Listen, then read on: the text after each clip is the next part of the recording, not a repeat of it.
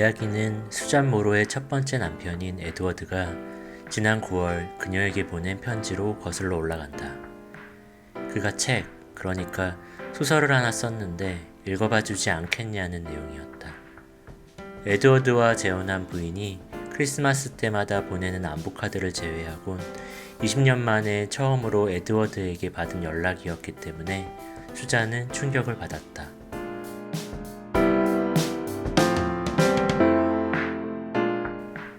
오스틴 라이트의 소설 토니와 수잔의 첫 문단이었습니다. 벼랑간 도착한 편지. 편지 속에는 꽤 두툼한 원고가 들어있는데요. 편지를 보낸 사람은 오래전에 헤어진 전 남편입니다. 그는 어떤 소설을 썼고 왜 편지를 보냈을까요? 이어지는 두 번째 문단과 세 번째 문단에서 실마리를 찾을 수 있을 것 같습니다.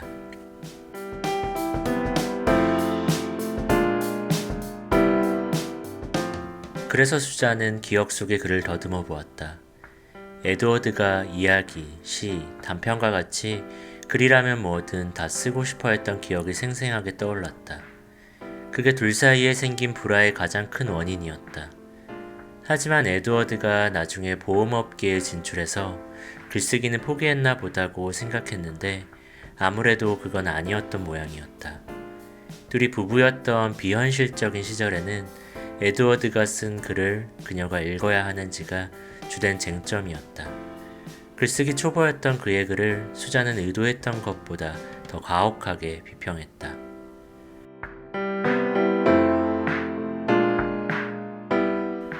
소설은 다양한 방식으로 시작됩니다. 옛날에 라는 까마득히 먼 시간을 마련하기도 하고 한 사람이 있었다처럼 가깝고도 먼 인물을 내세우기도 합니다. 그리고 앞서 소개한 작품처럼 어느 날 도착한 편지로부터 이야기가 시작하기도 하죠. 시작은 늘 어렵습니다. 오늘 맞이한 아침을, 오래전 첫사랑에 대해, 떠나보낸 부모님과의 추억을 말할 때도 어떤 말부터 건네는 게 좋을지 망설이게 됩니다. 말하기 어려워 종이와 펜을 꺼내도 첫 문장은 좀처럼 써지지 않고요. 그럴 때 옛날에 한 사람이 있었다. 어느 날 도착한 편지 같은 낱말을 만지다 보면 내가 정말 하고 싶은 이야기를 포기하지 않고 온전히 할 수 있을지도 모르겠습니다.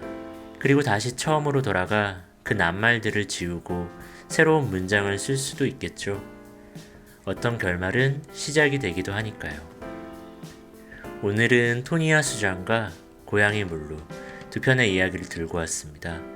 창작과 독서, 그리고 끝나지 않고 순환하는 이야기를 생각하며 일책일문 14번째 방송 시작합니다.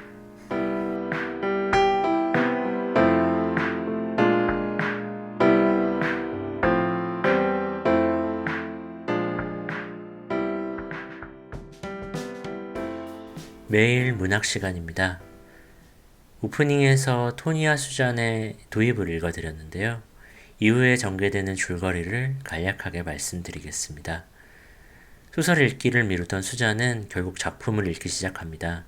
녹터널 애니멀스라는 제목을 가진 이 소설은 절망적인 상황을 향해 굴러떨어지는 스릴러 작품이었는데요. 녹터널 애니멀스에는 대학에서 수학을 가르치는 토니가 등장합니다. 그는 여름 휴가를 즐기기 위해 아내와 딸과 함께 별장으로 향합니다. 한밤중에 고속도로를 달리던 그와 그의 가족은 상식을 벗어난 무법자들에게 불시에 공격을 당하고 평생 폭력과는 거리가 먼 삶을 살아온 토니는 제대로 저항 한번 해보지 못한 채 아내와 딸이 납치되는 걸 지켜봅니다. 그는 비극적인 사건을 겪고도 대학 교수로서의 품위를 유지하며 자신의 삶을 지속해 나가지만 지금껏 정의라고 믿어왔던 어떤 원칙이 파괴되었음을 인지하게 되며 서서히 변해가는 내용을 담고 있습니다. 이 소설 속의 소설, 녹터널 애니멀스를 수잔은 단숨에 읽지 못합니다. 처참한 비극과 삐삐 복수로 가득한 에드워드의 소설이 그녀에게 무언가를 말하고 있는 것 같았기 때문이죠. 이 소설에 빠진 게 뭔지 알려달라는 에드워드의 부탁을 곱씹으며 수잔은 독서를 멈추지 않습니다. 이렇듯 토니와 수잔은 두 개의 이야기로 전개됩니다. 흔히 액자식 구성이라고도 표현하는 형식인데요. 소설 속 소설과 소설 속 현실이 빈번하게 교차하며 긴장감을 더하고 독자인 수잔의 불안을 증폭시킵니다. 소설 속에도 소설 속 소설에도 쓰여있지 않은 비밀이 페이지 어딘가에 감춰있을 것도 같고요. 토니와 수잔의 작가 오스틴 라이트는 이 소설을 1993년 그의 나이 72세에 발표하였는데요. 출간 당시에는 그가 쓴 다른 소설들만큼 큰 인기를 끌지 못했다고 합니다. 하지만 꾸준히 사랑받은 끝에 2016년 디자이너 출신의 영화감독 톰 포드가 영화로 제작하여 다시 한번 세간의 주목을 받게 되었습니다. 덕분에 같은 해 국내에 정식으로 번역 출간된 셈인데요. 이 작품이 국내 최초로 소개되는 오스틴 라이트의 소설이라고 합니다. 영화의 제목이 녹터널 애니멀스라는 것도 인상적인데요. 영화는 몇 가지 설정에 변화가 있긴 하지만 원작의 재미를 고스란히 풀어내면서도 영화만의 감각적인 인상을 남깁니다. 소설과 영화 두 편이 상호 보완적인 관계처럼 보이기도 합니다. 소설에 쓰여있지 않은 대목이 영화 속에 있고 반대로 영화에서 표현되지 않은 갈등이 소설 속에 담겨있는 것 같은데요. 개인적으로는 두 편의 작품을 모두 접하고 나서야 비로소 독서를 끝낸 것 같은 기분을 느꼈습니다. 나를 찾아줘, Girl on the Train, 죽여 마땅한 사람들처럼 최근 인기를 모았던 작품과 비교해도 손색이 없을 만큼 현대적인 심리 스릴러의 정수를 보여주는 토니와 수잔이었습니다. 이제 소설의 일부분을 읽어드릴 시간인데요. 먼저 수잔이 에드워드의 편지를 받고 소설을 읽기 전 상황입니다. 독서를 좋아하는 그녀는 에드워드가 쓴 소설이 기대됐고 그의 글쓰기 실력이 나아질 수 있다고 기꺼이 믿었었지만 지난 석 달간 그 원고를 읽는 걸 계속 미뤄왔다. 일부러 그런 건 아니었다. 벽장에 그 원고를 놔두고 잊어버렸다가 도로시를 운전학원에 데려다 주다가 혹은 장을 보거나 신입생들의 시험지를 채점하다 느닷없이 기억이 났다. 그러다 다시 한가해지면 또 잊어버렸다. 잊어버리지 않았을 때는 독서할 때 의당 그래야 하는 것처럼 에드워드의 소설을 읽을 수 있게 머리를 비우려고 했었다. 문제는 굉음과 진동으로 가득 찬 오래된 화상 같은 옛 기억들이었다. 이제는 버려진 둘만의 친밀함, 서로에 대해 알고 있던 캐캐묵은 일들. 이 원고를 공정하게 읽으려면 그녀가 기억하는 에드워드의 자아도취 성향, 허영심, 두려움과 옹졸함 같은 면들은 모두 무시해야 한다. 그녀는 공정해지기로 결심했다. 그러려면 그 모든 기억을 부인하고 에드워드를 전혀 모르는 타인이 돼야 했다. 에드워드가 자신이 쓴 책을 그녀가 단순히 읽어주기만을 바란다고는 믿을 수 없었다. 이건 분명 뭔가 개인적인 의도이자 그들의 죽어버린 로맨스의 새로운 반전이 틀림없다. 에드워드가 자신의 원고에서 뭐가 빠졌다고 생각하는지 궁금했다. 편지를 보면 모르는 것 같았지만 거기에 숨겨진 다른 메시지가 있는 게 아닐까 하는 생각이 들었다. 수잔과 에드워드를 위한 은밀한 사랑 노래일까? 이걸 읽고 여기서 빠진 걸 찾아봐 수잔. 아니면 증오일지도 모른다. 아주 오래전에 둘은 그런 감정을 없애버렸지만 그럴 가능성이 더 컸다. 여기서 그녀가 악당이라면 에드워드의 원고에서 빠진 건 백설공주의 빨간 사과에 살짝 발라놓은 독 같은 거겠지. 에드워드의 편지가 실제로는 얼마나 역설적인지 알아낼 수 있다면 좋겠군. 하지만 그렇게 각오했는데도 그녀는 번번이 깜빡하고 원고를 읽지 않다가 결국엔 자신의 그런 실패로 이 일이 마무리될지도 모른다고 믿었다. 그렇게 생각할 때마다 반항심이 생기면서 수치스럽기도 했다. 그러다 크리스마스 며칠 전에 에드워드의 부인 스테파니가 보낸 카드를 받았는데 거기에 에드워드의 쪽지가 동봉돼 있었다. 12월 30일 시카고의 메리어트 호텔에 단 하루 머무는데 그때 만나고 싶다는 내용이었다. 에드워드가 수잔이 아직 손도 대지 않은 그의 원고에 대해 말하고 싶어 할 거란 생각에 더러 겁이 났다가 아직 시간이 있다는 걸 깨닫고 안도했다. 크리스마스가 지난 후에 남편 아놀드는 사흘 동안 심장 전문 외과 의사들의 회의에 갈 것이다. 그때 원고를 읽을 수 있다. 아놀드의 출장 생각을 하느라 전전긍긍하지 않고 집중해서 읽을 수 있는 기회이기도 하고 죄책감을 느낄 필요도 없다. 막상 원고를 읽으려니 어떤 종류의 소설일지 궁금해졌다. 마치 이제부터 여행할 나라가 어떤 나라인지도 모르는 것 같은 느낌이었다. 최악의 경우 소설이 형편없다면 과거에 그녀가 했던 비평이 정당했다는 점은 입증되겠지만 당혹스러웠을 것이다. 형편없는 소설이 아니더라도 여전히 안심할 수 없었다. 이건 낯선 마음속으로 깊숙이 들어가는 여행으로 다른 사람들보다 그녀에게 훨씬 더 의미가 있는 상징들을 어쩔 수 없이 생각해보고 낯선 관습에 참석해야 한다. 무엇보다 에드워드를 가이드로 삼아 이 여행을 떠나야 한다. 한때는 그녀를 지배하는 에드워드로부터 벗어나려고 그렇게 몸부림쳤는데 지루하거나 불쾌하거나 감상해졌거나 우울한 분위기에 경악하는 것 같이 부정적인 가능성들은 차고 넘쳤다. 무엇이 49살인 에드워드의 관심을 끌었을까? 그녀는 이 소설이 어떤 소설이 아닐지 그것만 확신하고 있었다. 이건 탐정소설이나 야구소설이나 서부극은 아닐 것이다. 피와 복수에 대한 이야기도 아닐 것이다. 그럼 뭐가 남지? 읽어보면 알겠지. 그녀는 크리스마스 다음 날 아놀드가 떠난 월요일 밤에 소설을 읽기 시작했다. 그렇게 사흘 안에 읽으면 된다. 다음은 토니가 한 농가에 들어가 경찰에게 전화를 걸어 자신과 자신의 가족이 겪은 일을 말하는 장면입니다. 저 의심에 찬 침묵들, 계속 그의 이름을 부르면서 가르치려 드는 태도, 무슨 일이 일어났다고 생각하느냐고 말참견하는 건 무시하자. 마침내 토니 헤이스팅스는 그가 아는 세계, 조직과 시스템과 그를 보살피고 공포로부터 그를 보호해줄 문명인들이 있는 세계로 돌아와 안전하다고 느꼈다. 호기심에 찬 농부와 그의 아내는 토니의 전화통화를 듣고 있었다. 그들은 더 이상 토니와 거리를 두지 않았고 집안은 따뜻했고 밖에서 점점 환해지는 햇빛은 이미 도로 건너편의 들판에 옅은 초록빛을 더해주고 있었다. 그는 할 이야기가 있고 보이지 않는 상대가 그 이야기를 받아 적고 있고 앉을 자리가 없어서 현관에 두 사람이 서 있는 세계로 돌아왔다. 토니는 이야기를 시작했다. 어젯밤 11시 조금 지나서였습니다. 우린 주간고속도로를 타고 메인으로 가고 있었습니다. 그때 다른 차가 저희를 공격해서 도로 밖으로 밀어냈습니다. 그가 경찰에게 다 이야기하는데 몇 분이 걸렸다.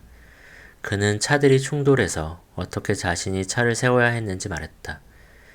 그 남자들이 어떻게 타이어를 갈고 그의 차에 로라와 헬렌을 태우고 가버렸는지, 그리고 토니에게 루와 같이 그들의 차를 타고 오라고 했다는 말도 했다.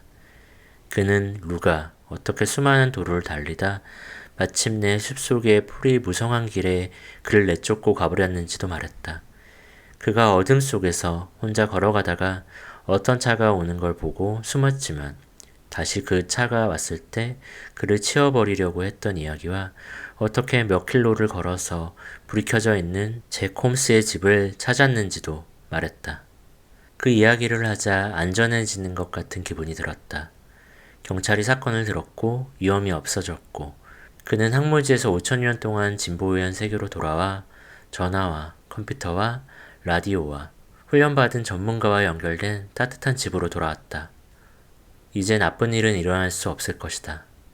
아침밤 냄새가 나는 따뜻한 농가에 있으니. 다만 아직 가족들을 찾지 못했다는 그 미치광이 같은 생각은 머릿속에서 떠나지 않고 있지만 마일스 경사가 몇 가지 질문을 했다. 정확히 주간고속도로의 어느 출구로 나왔습니까? 토니는 대답할 수 없었다. 그 세 남자의 인상착의를 설명해 보세요.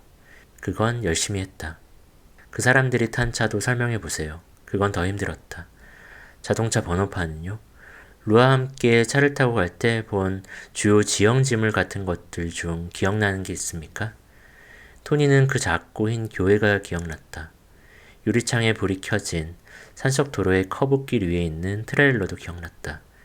그들이 선생님을 차로 치려고 했던 건 확실합니까? 지금 계신 곳에서 다시 숲속 도로로 가는 길을 찾을 수 있겠어요? 아, 이렇게 계속 질문을 듣는 건 좋았다. 그 질문들로 인해 자신의 삶이 복원되기 전까지는 그가 얼마나 많은 걸 잃었는지 몰랐으니까. 마침내 경사가 말했다. 고맙습니다, 토니 씨. 저희가 조사해보고 다시 전화드리겠습니다. 마지막으로 읽어드릴 장면은 녹터널 애니멀스의 일부를 읽은 뒤에 수잔의 감상입니다. 수잔은 읽다가 충격을 받고 멈췄다. 에드워드, 당신이 그들을 죽였어. 당신이 거침없이 그렇게 해버린 거야. 그녀가 도저히 견딜 수 없다고 생각했던 일을. 그녀는 마치 그런 일이 일어날 줄 몰랐다는 것처럼 토니와 같이 경악했다. 끔찍하고 슬픈 범죄였다. 다만 여기까지 읽었는데 그들이 죽지 않았다면 자신이 실망했을 거란 생각은 했다. 불쌍한 토니. 그의 고통이 클수록 그녀가 느끼는 재미가 커지다니. 그녀는 이 장면에서 밝혀지는 고통, 토니로 육화되는 이 고통이 사실은 자신의 고통이란 생각을 품고 있었는데 그건 놀라운 생각이었다. 그녀에게 정해진 고통, 오래된 고통인지 아니면 새로운 것인지, 과거의 고통인지 미래의 고통인지는 그녀도 분간할 수 없었다. 그게 애매한 이유는 토니의 고통과 달리 자신의 고통은 여기가 아니라 다른 곳에 있었고 그 고통의 부재가 그 존재 자체를 아주 생생하게 만들어서 지금 이 순간을 스릴 넘치게 하고 있다는 걸 그녀가 알고 있었기 때문이다. 이런 생각이 무슨 의미인지 그녀 자신도 잘 이해할 수 없어서 토니의 이야기를 비판적으로 감상해 보기로 했다. 에드워드가 쓴 이야기를 감상하는 거야. 그 발견의 세세한 면을 잘 분석해봐. 모두들 불합리한 행동을 하면서 뻔한 진실을 부인하고 있잖아. 그걸 제대로 감상해보는 거야. 비판은 나중에 할 수 있어.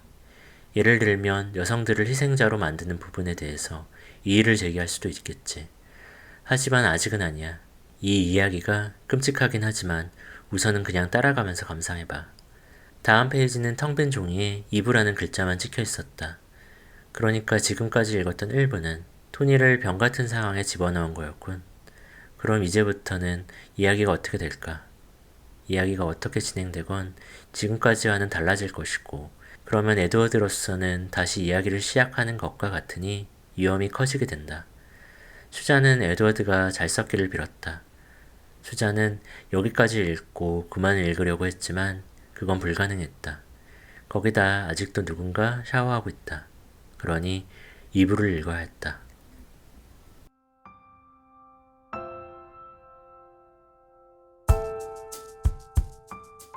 이야기의 일, 시간입니다. 오늘 준비한 이야기는 장 그르니에의 고양이 물루입니다. 고양이 물루는 산문집 섬에 수록된 작품인데요. 장 그르니에가 물루라는 이름의 고양이를 관찰하면서 그리고 함께 생활하면서 품게 된 사유를 다정한 필체로 써내려간 작품입니다. 들려드릴 대목은 고양이의 생태와 물루의 생활을 호기심 어린 시선으로 그려낸 첫 번째 챕터입니다.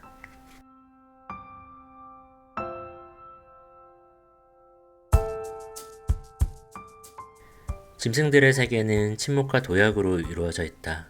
나는 짐승들이 가만히 엎드려 있는 모습을 바라보는 것을 좋아한다.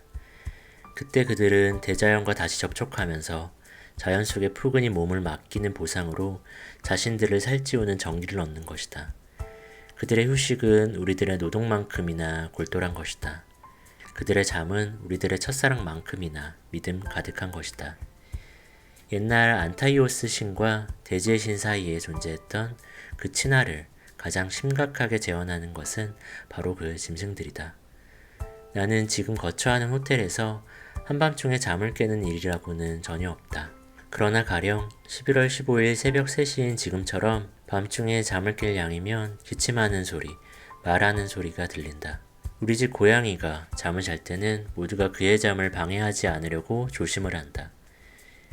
이놈은 한참씩이나 가장 좋은 자리를 물색하여 마땅한 곳을 정하고 나면 몸을 웅크리는 즉시 반쯤 잠이 든다. 그러는가 하면 어느새 깊은 잠에 빠진다. 마치 잠드는 각 단계를 계산이라도 하는 눈치다. 이제 그는 행복한 꿈으로 접어든다. 나무 위에 기어 올라가 앉아서 새 한 마리를 노려보는 꿈이다. 그는 새를 가까이에 붙들어 두고 싶어 한다. 그 새가 마음에 드는 것은 그 색깔이 산뜻해서가 아니라 통통하고 묵직하게 생겼기 때문이다. 물루는 새를 좋아하고 있는 것이다. 사랑하는 상대를 소유하고자 하는 그의 심정이야 짐작하고도 남는다. 그러나 물루가 가까이 다가가면 갈수록 새는 뒷걸음질 친다. 물루는 새를 유혹해보려고 애를 쓰지만 헛수고다. 마침내 새는 훌쩍 날아가 버린다. 고양이는 반쯤 잠이 깨어 앓는 소리를 내면서 기지개를 켠다. 또 새 잠이 들기 시작한다. 보다 가볍고 보다 상쾌한 잠. 도해지 여인들이 오전 9시에서 11시 사이에 자는 것 같은 그런 잠이 들기 시작한다. 고양이들은 바로 이때 부드럽게 쓰다듬어 주면 좋아한다. 고개를 뒤로 젖히도록 귀 뒤로 손을 넣고 쓸어주는 것이 좋다. 그러면 턱이며 앞다리 사이의 가슴팍을 쓰다듬어 줄 수 있게 된다. 룰루처럼 목걸이를 한 고양이들은 털과 목걸이 사이로 손가락을 넣고 애무해 주는 것을 좋아한다. 고양이라는 이름에 부끄럽지 않은 자격을 갖추려면 목걸이를 차야 한다. 그러면 그는 이내 암고양이들 사이에서 각별한 성공을 거두게 되고 제 자신에 대해서나 저를 키워주는 집에 대해서 우월감을 갖는다. 이리하여 그는 드디어 귀족이 되는 것이다. 그 새끼들도 태어나면서부터 다른 새끼 고양이들과는 다른 긍지를 갖게 된다. 그들은 후춧가루를 친 싸구려 요리 따위는 아예 먹을 생각도 않고 비프스테이크라야 받아 먹을 것이다. 오로지 자기와 걸맞는 신분을 가진 친구들과만 교제할 것이고 유리한 혼인이 아니면 맺지 않을 것이다. 바로 그 목걸이가 고양이를 매우 인간적으로 만들어 놓는 것이다. 목걸이가 없는 고양이에게 말을 걸어보라. 그러면 차이가 어떤지 알 수 있을 것이다. 앙고라종, 페르시아종, 샴종의 고양이들 중에도 목걸이가 반드시 타고난 종족적 우월성을 표시하는 것은 아니고 주인에게 기원받고 자랐음을 표시할 뿐이다. 타고난 우월성은 중요하지 않다. 모든 것은 그 고양이가 노골적으로 받은 총의 덕분이므로 그저 주인의 우발적인 교분에만 좌우될 뿐이다. 오늘날 실시되고 있는 목걸이 제도는 다른 많은 제도들과 마찬가지여서 우수한 두뇌와는 아무 관계가 없다. 룰루는 잠이 깨면 잠자던 침대에서 내려와 창문께로 뛰어간다. 그리고 창턱에 몸을 쪼그리고 앉는다. 그렇지 않으면 지붕 위를 지나 테라스에서 몸을 길게 뻗어서 벽 가까이에 서 있는 월계수 나뭇가지를 타고 정원으로 내려간다. 이제 막 나뭇가지를 치고 난 때에는 지붕 쪽으로 해서 방에까지 다시 올라와 가지고 층계로 내려갈 수밖에 없다. 어렸을 때 이놈은 겁이라곤 전혀 몰랐다. 어지러운 줄도 모르고 낙수 홈통을 타고 걸어다니기도 했으며 정원에 사람들이 있을 때면 눈길을 끌어 칭찬을 받으려고 살구나무의 맨 꼭대기에까지 기어 올라가기도 했다. 이제는 눈치가 생겨서 꼭 필요한 것이 아니면 애써 하지 않는다. 재주를 부리는 재미는 줄었고 편안한 것을 찾는 취미는 늘었다. 그의 애정은 보다 확실한 것이 되었다.